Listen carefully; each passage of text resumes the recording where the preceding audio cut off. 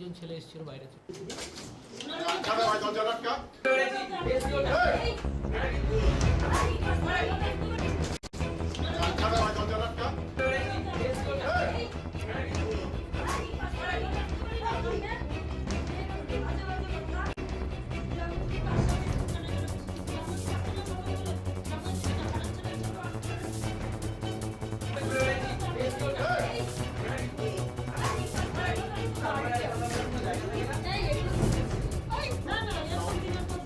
জলপাইগুড়ি পৌরসভার চেয়ারম্যানকে এবার ডিম থেরাপি। পৌরসভার চেম্বারে ঢুকে ডিম মারল চেয়ারম্যান সৈকত চ্যাটার্জিকে।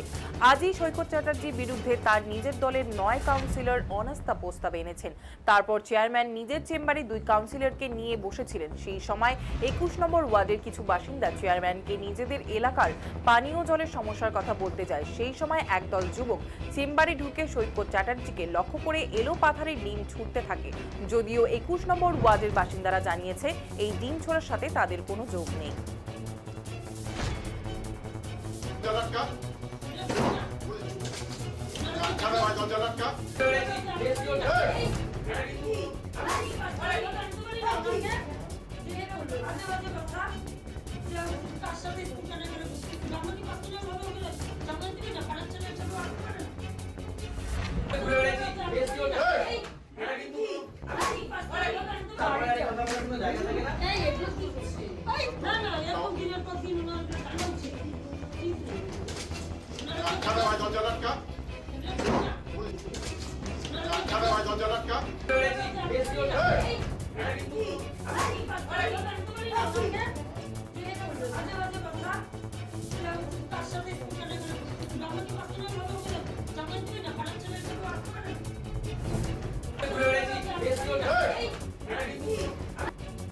এছাড়া আমি দেখলাম যে বিজেপির একটা অংশ 2-1 ছেলে এসেছিল বাইরে থেকে, যারা বিজেপি করে উঠছে সেগুলো ধরা পড়লো।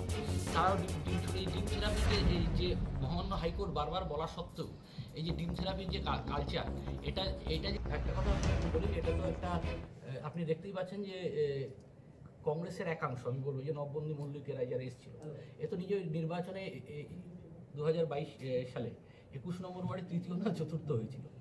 আজকে তার একটা ফ্রাস্ট্রেশনের মধ্যে আছে। এছাড়া আমি দেখলাম যে বিজেপির একটা অংশ 2-1 ছেলে এসেছিল বাইরে থেকে, যারা বিজেপি করে সিসিটিভিতে ধরা পড়লো। তারাও ডিম ছুড়ে এই ডিম থেরাপির যে মহামান্য হাইকোর্ট বারবার বলা সত্ত্বেও এই যে ডিম থেরাপির যে কালচার, এটা যে জলপাইগুড়িতে আনা হলো, এটা কিন্তু অনভিপ্রেত, এটা জলপাইগুড়ির কালচার ছিল না। বাম আমলেও কংগ্রেসের বোর্ড ছিল এবং পরবর্তীকালে তৃণমূল আমলেও কংগ্রেসের বিজেপির পঞ্চায়েত বোর্ড ছিল। সেখানে কিন্তু এইভাবে কোনো প্রেশার করা হয়নি। গতকাল অনাস্থা এসছে, অনাস্থা 15 দিন নিয়ম অনুযায়ী 15 দিনের মধ্যে চেয়ারম্যান ডাকবেন তলবি সভা, যদি না ডাকেন তারপরে ভাইস চেয়ারম্যান ডাকবেন। আমি ইতিমধ্যেই জলপাইগুড়ি পৌরসভার ভাইস চেয়ারম্যান পদ থেকে সন্দীপ মাহাতোকে রিমুভ করে দিয়েছি এবং গতকালের বিকালের ডেটে।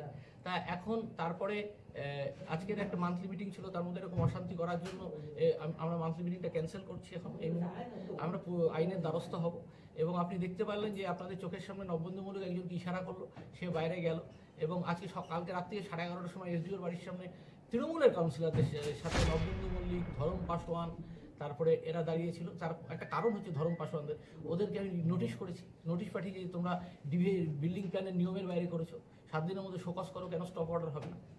এটা দ্বিতীয় কারণ হচ্ছে যে সন্দীপ মাহাতোকে নোটিশ ইস্যু হয়েছে, আমার মনে হয় দপ্তর পাঠিয়ে দিয়েছে। আপনি যে উনি তো কমার্শিয়াল এবং প্রমোটার, যেটা কনফ্লিক্ট অফ ইন্টারেস্ট, একটা মিউনিসিপ্যালিটির ভাইস চেয়ারম্যান, একটা কাউন্সিলর, সেই প্রমোটার ডেভেলপার, তার সাথে তার যে এগ্রিমেন্ট আমার কাছে সমস্ত আছে, আমি সমস্ত পেশ করব।